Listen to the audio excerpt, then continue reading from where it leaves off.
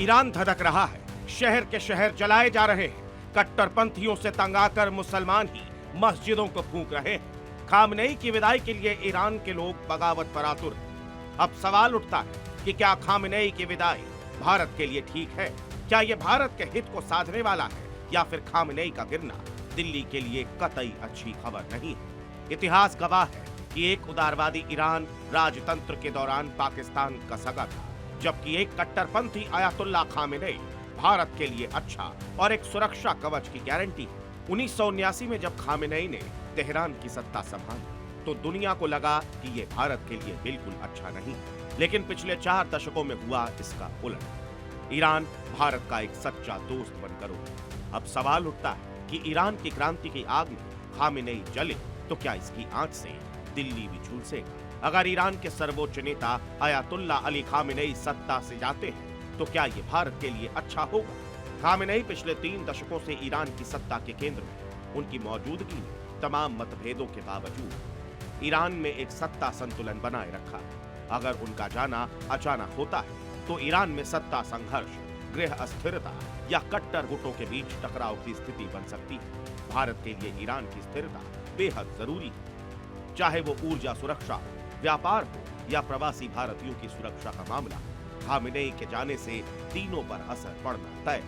इसके साथ ही आपको बता दें कि ईरान के दक्षिणी तट पर सिस्तान बलूचिस्तान प्रांत के पास चाबहार बंदरगाह को भारत और ईरान मिलकर विकसित कर रहे हैं ताकि व्यापारिक रिश्तों को मजबूत किया जा सके। चाबहार बंदरगाह के जरिए भारतीय सामान पाकिस्तान को बाईपास करते हुए सड़क और रेल से अफगानिस्तान और मध्य एशिया तक पहुंच सकता है। INCTC 7,200 किलोमीटर लंबी मल्टी मोड ट्रांसपोर्ट परियोजना है, जिसका मकसद Bharat, Iran, Afghanistan, Armenia, Azerbaijan, रूस, मध्य एशिया और यूरोप के बीच माल ढुलाई को आसान बनाना है।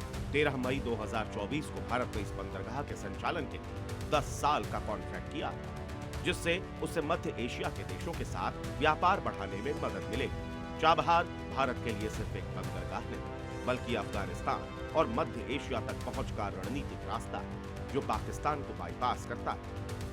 अगर खामेनेई के बाद नया नेतृत्व पश्चिम या चीन के दबाव में नीतियां बदलता है तो भारत की भूमिका सीमित हो सकती है और ये प्रोजेक्ट कमजोर पड़ सकता है। तीसरा और सबसे अहम पहलू है चीन।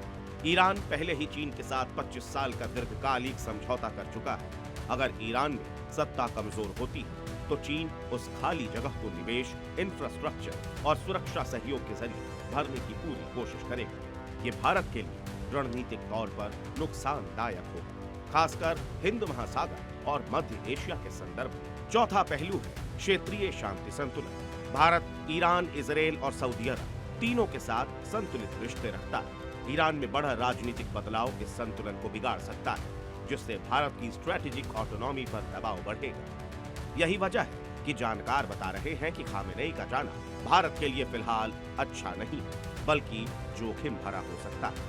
हालांकि कुछ जानकारों का कहना है कि वक्त अब बदल गया है। भारत अब 1989 का भारत नहीं, अब वो एक आर्थिक और सैन्य शक्ति है। ऐसे में ईरान की सत्ता में चाहे कोई आए, भारत से संबंध अच्छे ही रहेंगे। हालांकि इसका डर हमेशा बना हुआ है कि ईरान पूरी तरह चीन के खेमे में चला जाए। इसीलिए कहा जा रहा है कि खामेनेई का रहना कम से कम इस बात की गारंटी है कि भारत से संबंध ठीक ठाक रहेंगे। बहरहाल होगा क्या, ये तो वक्त ही बताएगा।